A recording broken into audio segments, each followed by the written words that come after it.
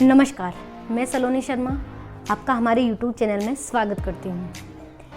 तो दोस्तों, आज पूरा देश कोरोना महामारी से जूझ रहा है और जो विशेषज्ञों का कहना है कि जो तीसरा वेरिएंट आने वाला है वो बच्चों के लिए ज़्यादा घातक है।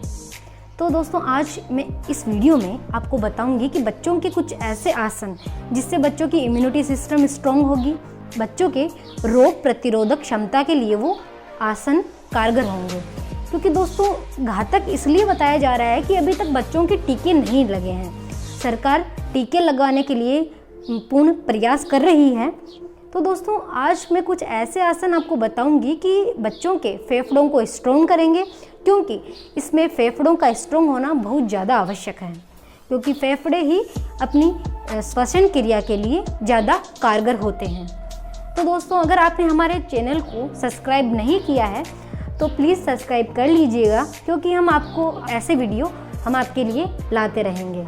तो चलिए दोस्तों, आज मैं आपको इस वीडियो के माध्यम से बच्चों की इम्यूनिटी सिस्टम बढ़ाने के लिए और फेफड़ों की क्षमता बढ़ाने के लिए 3 ऐसे आसन बताऊंगी और उनके लाभ बताऊंगी और उनके नाम बताऊंगी और वो किस प्रकार किए जाते हैं वो आपको बताऊंगी। तो चलिए दोस्तों, इस वीडियो को पूरे अंत तक देखिए।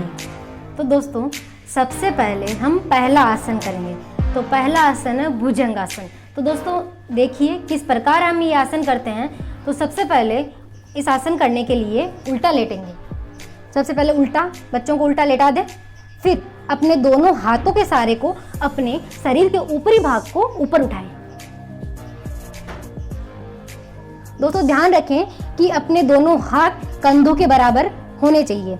दोनों हाथ कंधों के बराबर और अपना मुंह आसमान की तरफ देखेंगे और कमर एकदम सीधी ऐसे। तो ये आसन है भुजंगासन, जो बच्चों को इम्यूनिटी सिस्टम बढ़ाने के लिए बहुत कारगर है। तो दोस्तों, ये बच्चों के लंग्स को मजबूत करता है। तो दोस्तों, ये आसन करने में बहुत ही सरल है।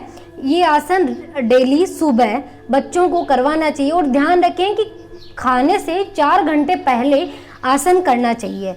तो दोस्तों, अगर कमर में दर्द है बच्चों के तो इस आसन को करने में बहुत ही ज़्यादा सावधानी रखनी चाहिए।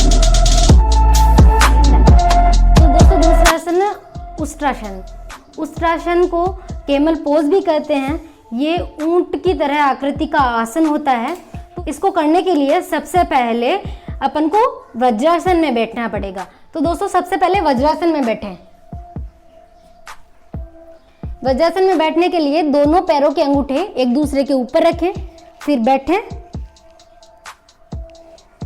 अपने पैरों के ऊपर बैठें और अपने दोनों हाथों को पीछे की तरफ ले जाएं।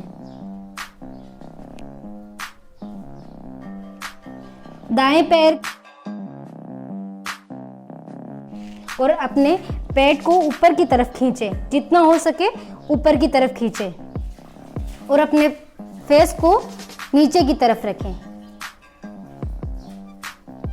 तो दोस्तों, यह है उष्ट्रासन। श्वसन क्रिया में यह बहुत ज़्यादा कारगर है। ये पेट की जो भी बीमारी होती है उसमें कारगर है। ये पेट को मजबूत बनाता है और इससे पेट की सारी समस्याएं दूर होती है। जहाँ तक हो सके वहाँ तक, जब तक आरामदायक स्थिति में आप रह सकें वहाँ तक इस पोस्चर में बने रहें। लगभग 5 सेकेंड तक इसमें बने रहें, जिससे आपके पेट की सारी समस्याएं दूर हो सके और बच्चों के लिए ये ज़्यादा फायदेमंद है। तो दोस्तों, तीसरा आसन है अनुलोम विलोम। अनुलोम विलोम श्वसन क्रिया को मजबूत बनाने के लिए सबसे फायदेमंद आसन है। तो दोस्तों, अपन ने देखा कि कोरोना काल में श्वसन लेने में बहुत ही ज़्यादा दिक्कत आती थी। तो यह आसन श्वसन क्रिया को मजबूत करने के लिए सबसे ज़्यादा फायदेमंद आसन है। बच्चे सबसे ज़्यादा आजकल खेलने कूदने में कम ध्यान देते हैं, मोबाइल ज़्यादा चलाते हैं, जिसके कारण उनके फेफड़े कमज़ोर बन जाते हैं। तो यह फेफड़ों को स्ट्रॉन्ग करने में सबसे ज़्यादा फायदा करता है।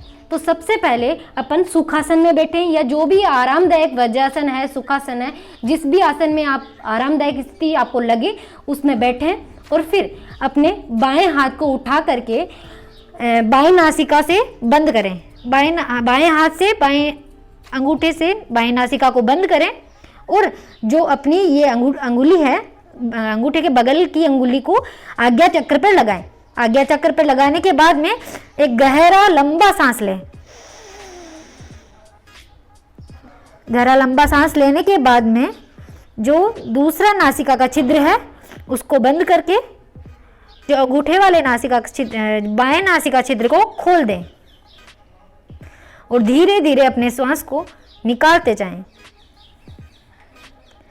यही प्रक्रिया वापस करें। फिर बाएं नासिका से श्वसन क्रिया वापस करें। फिर दाएं नासिका से श्वास को धीरे धीरे करके छोड़ दें।